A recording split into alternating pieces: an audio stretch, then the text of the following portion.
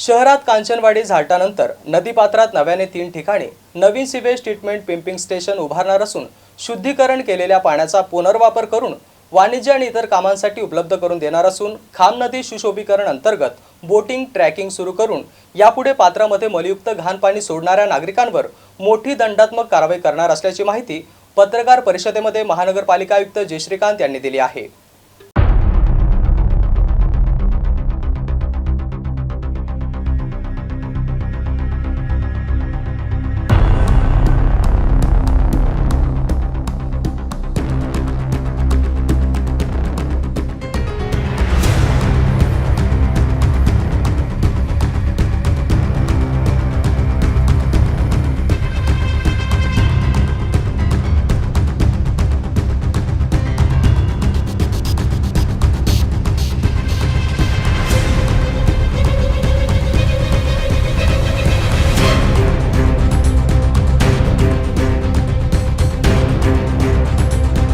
म्हणजे एक मनामध्ये प्रश्न पडू शकतात की हा का गरज पडतोय।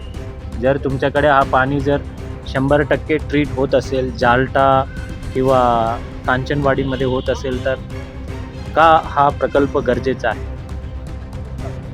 शहराचा खालच्या भागामध्ये आपण ठेवतो आणि त्यानंतर नदीपात्रामध्ये ट्रीटमेंट करून पाणी सोडत असतो, परंतु हा पुनर्वापर खालच्या लोकांनी ते शेती उपयोगासाठी किंवा विविध वाणिज्य कामासाठी ते वापरतात, परंतु शहरामध्ये पिण्याच्या पाणीच्या ठिकाणी जे पिण्यायोग्य नाही, परंतु त्या ठिकाणी नॉन पोर्टेबल वॉटर कंझम्पशन जिथं असतं, जसं गार्डन ग्राउंड्स इथं जवळ ठेवण्याच्या उद्देशाचं होते की गरवारे स्टेडियम आपल्या जवळ आहे आणि त्याला दररोज खूप पाणी लागतं आणि त्या पिण्याच्या पाणीचा वापर करण्याऐवजी त्या ठिकाणी विहीर आहे आणि ते पिण्यायोग्य आहे, परंतु त्या पाणी आपण इतर कामासाठी वापरू शकू, परंतु त्या ठिकाणी आपल्या असे डिसेंट्रलाइज मग लोक आपल्या गाडी जे पर्पल टँकर्स आहेत आपल्याकडे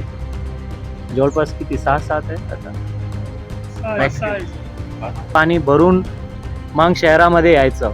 त्याच्यामध्ये खूप मोठ्या प्रमाणावर म्हणजे आतापर्यंत जेवढा गाडीचा डिझेलचा रक्कम जरी म्हणजे काढलं मी मायनस जर केलं, हा प्रकल्प इझिली ते फ्री होऊन जातं। शिल्लक राहिलं असेल ते सर्व बंद करून त्या ठिकाणी ट्रीटेड झालेला पाणीचा ते नदीपात्रात सोडून त्या ठिकाणीही बोटिंग कायाकिंग सुरू करण्याचा आमचा मानस आहे। जे खाम नदीच्या परिसरामध्ये असलेला तुमचे कुठलाही ड्रेनेज तुम्ही नदीपात्रात सोडू नये।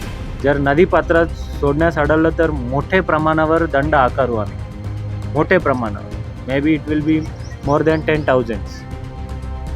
तो आप ड्रेनेज कनेक्शंस को जोड़ लीजिए, वो बहुत ज़रूरी है।